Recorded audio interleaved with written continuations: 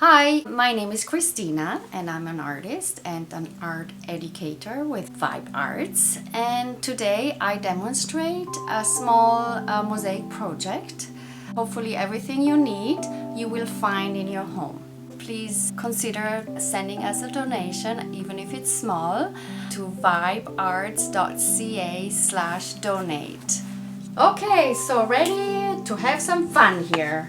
And first I go through the materials we will need. As surface for the mosaic, you can use a piece of wood, a piece of particle board. It can be a tile, the back of a tile. Another kind of piece of wood, which is called MDF. It can be a pot, like a flower pot, you know those terracotta pots. This is just an ordinary little pot. It can also be an old piece of furniture, possibly like a mirror frame or old chair, if you like, as long as the surface is made of a hard material. So this is the surface that you will put it on. I'm hoping you can find in your home a chipped mug or bowl or plate. And I had here a tile which I already crushed. Now you can also use glass, but with glass I really want you to be very careful when you break it. Go and find in your house your material. You can find all kinds of found objects, bits and pieces of metal. It doesn't have to be clay. So we can now start with some tools. We just need a hammer.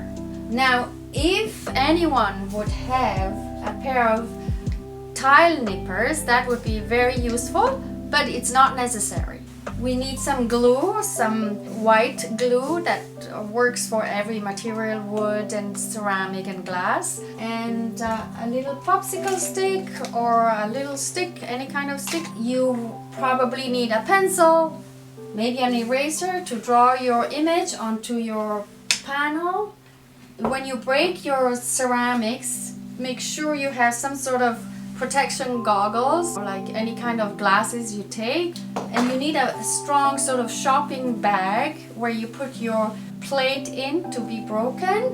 And that's basically all you need. Okay, so now we are going to do the fun part. Breaking things are always a lot of fun, but you need to be very cautious and safe. So again, put your goggles on. If you have some gloves, I would highly recommend. So you put your plate into this bag. Then you need a floor. Make sure your floor is concrete, or you may need to go outside. So I have here in my studio a concrete floor, and I just will give it a few hammers here, 1, 2, 3, and then I look inside and I see the sizes. So I want fairly small pieces because I'm making a small mosaic.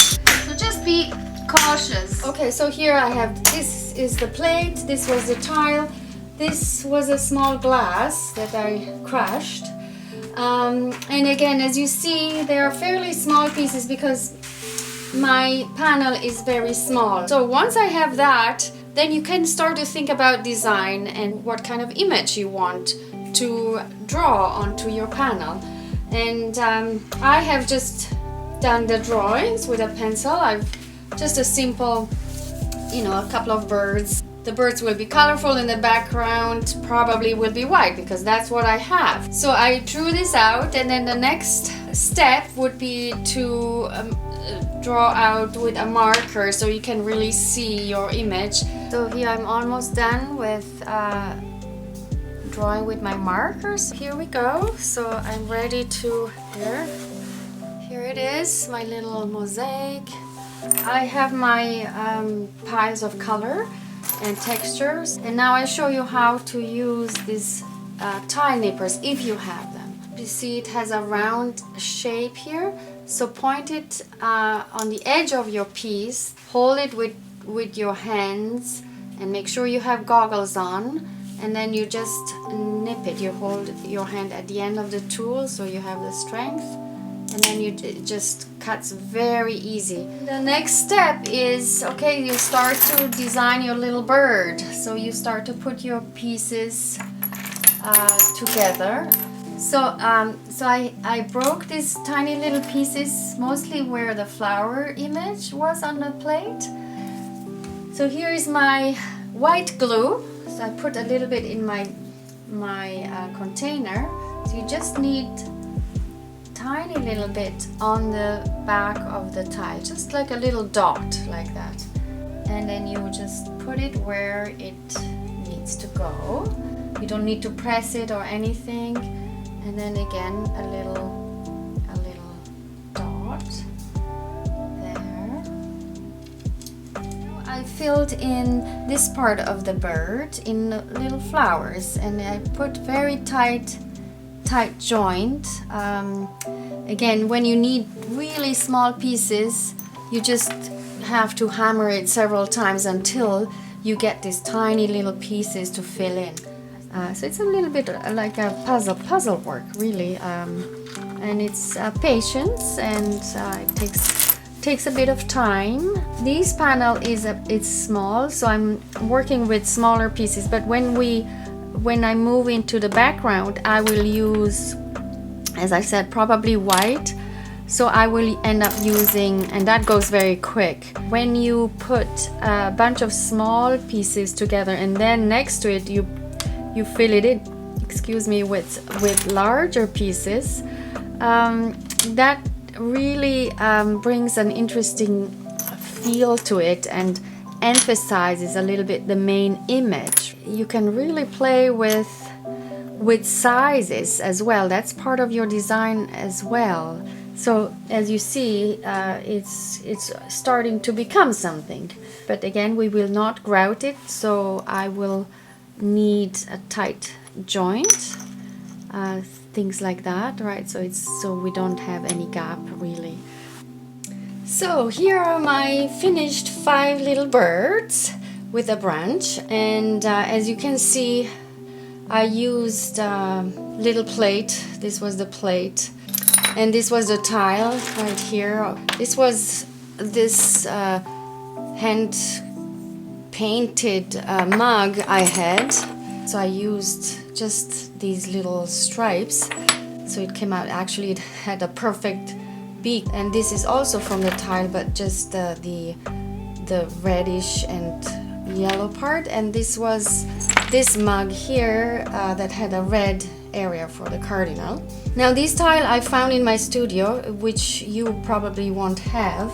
I thought you could easily have done the branch with actually real branch. It would be quite nice. So I decided that I like this, that is a little bit higher, this tile, in comparison to these thin tiles. I will cover this with the plate, and I even will use some of the back of the plates, because that gives it interesting texture. But I don't have enough of that to cover the whole thing, so I found in my studio one more kind of broken dish. I think if I put that dish here with a little bit of texture, here I have also texture, so it will have a bit of a contrast, almost like 2 different whites, and I think that will work. So I'm being a bit creative to use what I've got. So I will now start gluing on my little pieces, and then we'll be done. So I'm going to have fun now. So here it is. I'm pretty much done. Just adding my last little piece, and at the end you just fill in those very, very tiny gaps, and that requires a little bit of patience and very little hands. I will end up with a few gaps, no matter what, because it's just too hard to fill in that. And even if we don't grout it, I think it still looks just fine. So this is it. Thanks for tuning in, and keep an eye on more Vibe Makers content. My name again is Cristina Delago, and you can check my webpage, CristinaDelago.com. Please don't forget to donate if you can, if you're able to. Again, vibearts.ca/donate. Thank you, and have fun!